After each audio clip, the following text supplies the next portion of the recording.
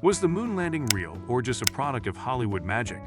Conspiracy theorists have debated it for decades, but let's leave lunar footprints behind and dive headfirst into the icy depths of one of the most outrageous conspiracy theories of all time: the Titanic switch theory. This isn't your typical aliens built the pyramid story. This is about big ships, big business, and even bigger imaginations. It's a story that has been sailing the seas of rumor for over a century, offering intrigue, mystery, and just a sprinkle of absurdity. So grab your life vest and let's unravel this tale. Titanic, Olympic, and Britannic, the legendary trio. The Titanic wasn't the only crown jewel of the White Star Line. She was part of the Olympic-class trio, alongside her older sister, the RMS Olympic, and her younger sibling, the Britannic. Think of them as the Kardashians of the early 1900s, famous, glamorous, and constantly embroiled in drama. The Olympic debuted in June 1911 as the largest and most luxurious ship in the world. Her maiden voyage was smooth sailing until she met her first a tugboat named LL Hollenbach.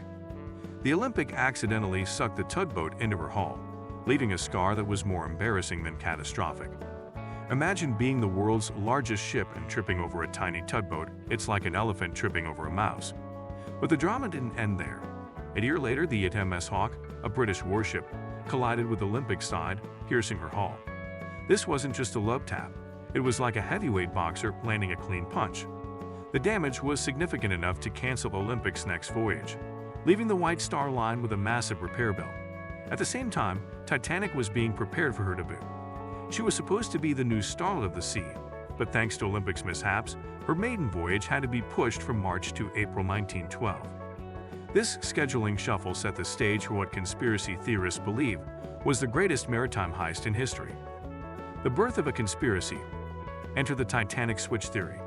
The claim that the White Star Line orchestrated an elaborate switcheroo between the damaged Olympic and the shiny new Titanic. Why would they do such a thing? According to theorists, it was all about the money, honey. The Olympic, battered and bruised, was a financial drain. Fixing her would cost a fortune, and she wasn't exactly a moneymaker anymore. Titanic, on the other hand, was a blank canvas of potential. The theory suggests that the White Star Line swapped the ships, disguised Olympic as Titanic, and then deliberately sank her on her maiden voyage to cash in on the insurance. Oh, but there's more. Add to this conspiracy a subplot involving three high-profile passengers: John Astor, Isidor Strass, and Benjamin Guggenheim. These men were outspoken opponents of the Federal Reserve's creation, and guess who was a major proponent of the Federal Reserve? None other than J.P. Morgan, whose company owned the White Star Line.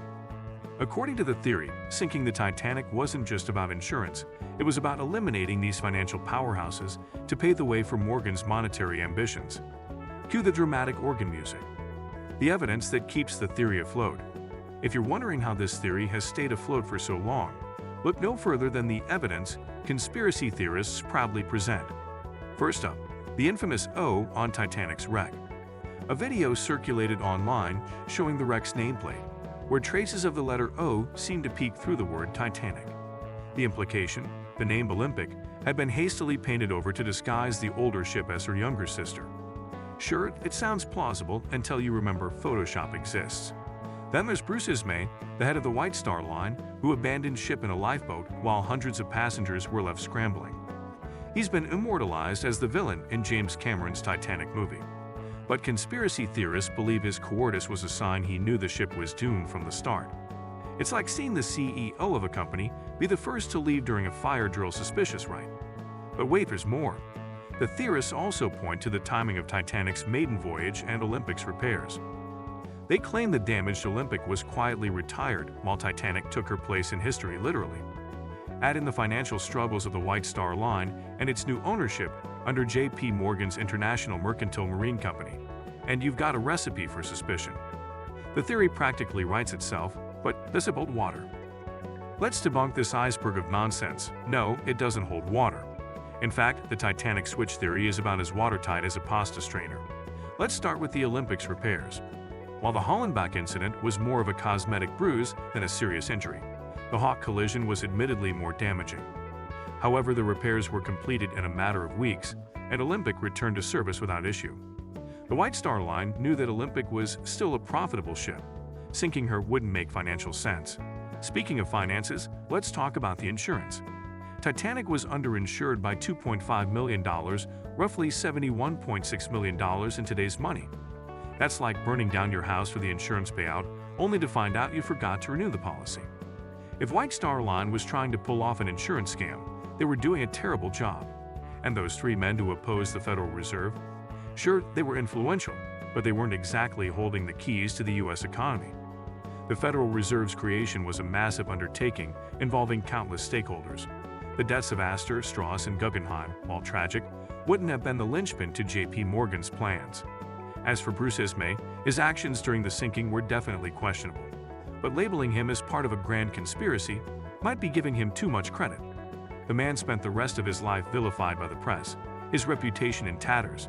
If he was in on the plot, he didn't exactly enjoy the fruits of his labor. Finally, the infamous O video? It was a total fabrication.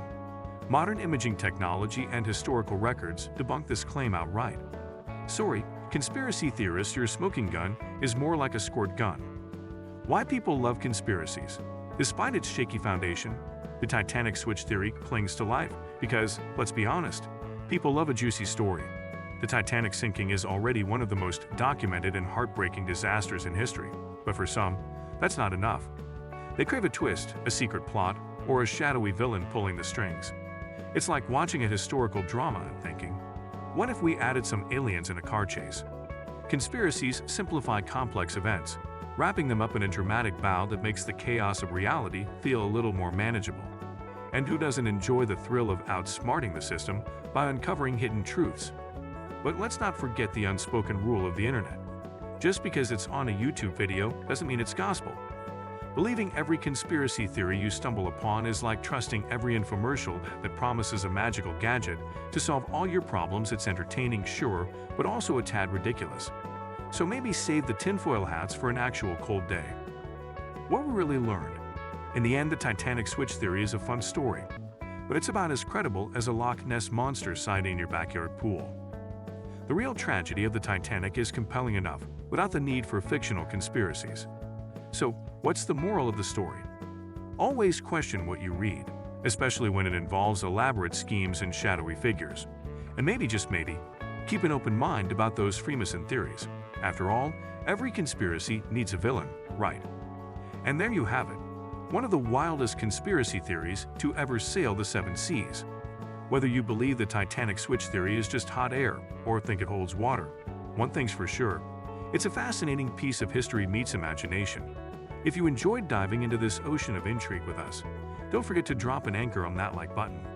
And if you're hungry for more captivating content that blends history, mystery, subscribe to our channel and join the crew. Don't be a stowaway.